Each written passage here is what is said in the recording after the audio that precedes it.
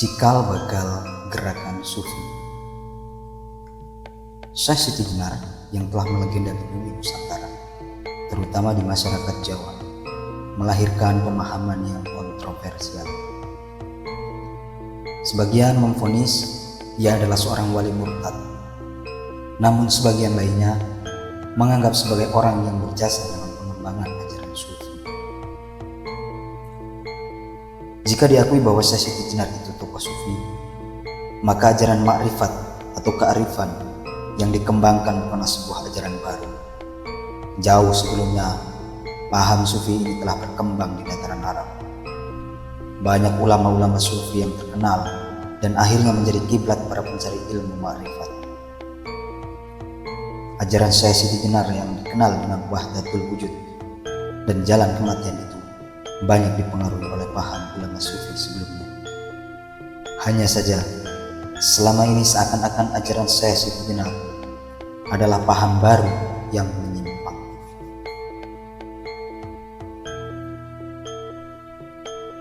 Menurut Dr. Sumardi, sesungguhnya paham Sufi atau Sufisme itu berkembang dari waktu ke waktu mengikuti kondisi peradaban zaman.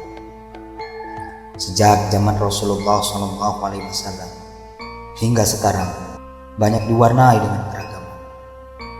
Adapun keragaman itu muncul dalam beberapa tahapan perkembangan.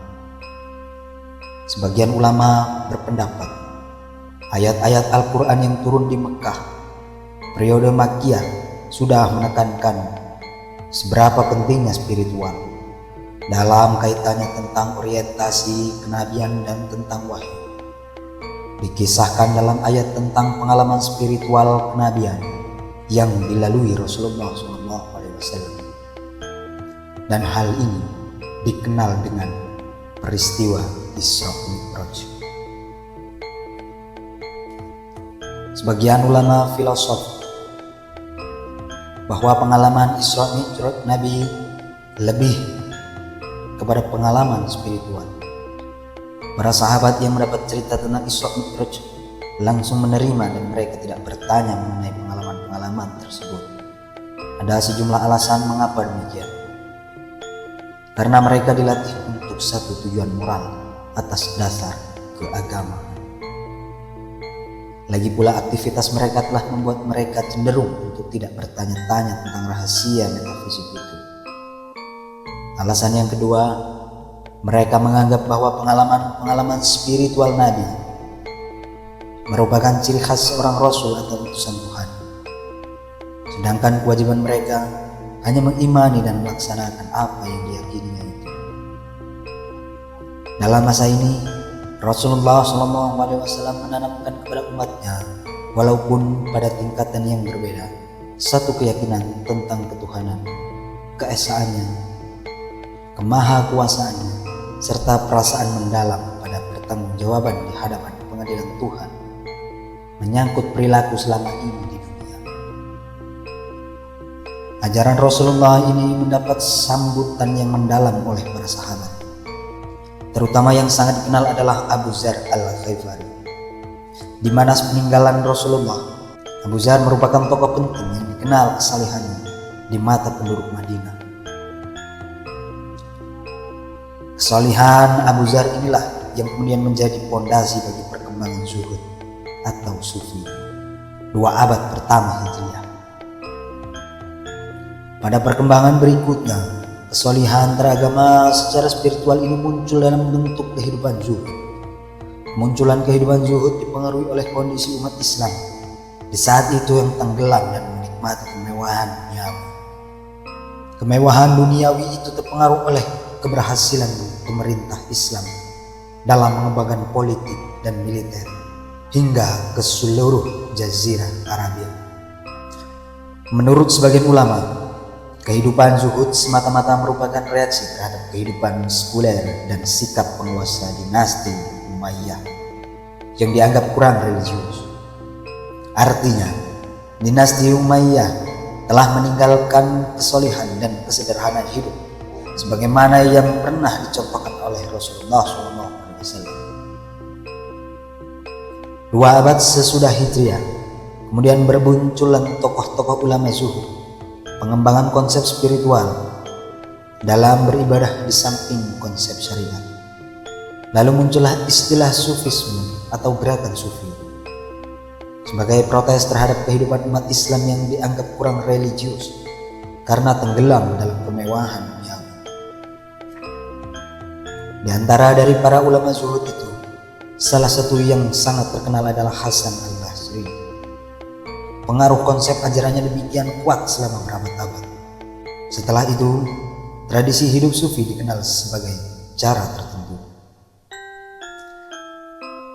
Pada masa itu, konsep ulama zuhud yang sangat populer adalah pemahaman tentang tawakal atau berserah diri kepada Tuhan. Kemudian berubah menjadi doktrin-doktrin yang sangat mencolok. Mereka menempuh jalan sufi dengan menyerahkan diri secara totalitas kepada Allah. Dari sini kemudian muncul ulama-ulama sufi besar seperti Malik bin Dinar, Ibrahim bin Adam, Robiyah Adawiyah, dan masih banyak lagi. Kecenderungan pengaruh ajaran sufi pada saat itu misalnya dapat dijumpai dalam cerita tentang bagaimana Malik bin Dinar mencari nafkah atau rezeki.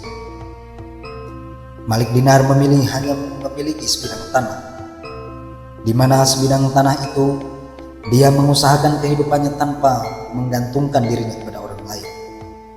Sementara Wasi lebih menyukai menjadi orang yang jika makan tidak peduli dari mana dia akan memperoleh makanan. Baru pada abad ketiga Hijriah muncul ulama-ulama besar dalam tradisi sufi. Di antaranya adalah Al-Muhasini, Zunnun al-Misri, Abu Yazid al-Bustami, Junaid al-Baghdadi, dan Abu Mansur al-Halaj. Di tanah Jawa dikenal Syekh Siti Jenar. Ulama-ulama sufi tersebut menggunakan kebiasaan atau tradisi berpikir yang berkembang pada masa itu. Zunnun al-Misri memiliki konsep sufi yang dikenal al-ma'rifah. Abu Yazid al-Bustami merumuskan konsep yang disebutnya al-ittihad atau penyatuan hamba dengan Tuhan. Adapun Abu Mansur al-Halaj yang dikenal sebagai al-Halaj merumuskan konsep yang disebut al-qulub atau Tuhan mengambil tempat dalam diri seseorang. Konsep al-Halaj hampir sama dengan teori Syekh Siti Jenar yang dikenal dengan wihdatul wujud atau manunggaling kaulah gusti. Sesungguhnya konsep-konsep tersebut semula tidak dikenal dalam Islam. Konsep tersebut hanyalah pengaruh dari beberapa tradisi pemikiran yang ada. Namun dengan konsep tersebut, para sufi meyakini bisa memperoleh pengetahuan tidak dengan alat indrawi atau akal sebagaimana yang ditempuh oleh para filsuf dan teolog, melainkan dengan hati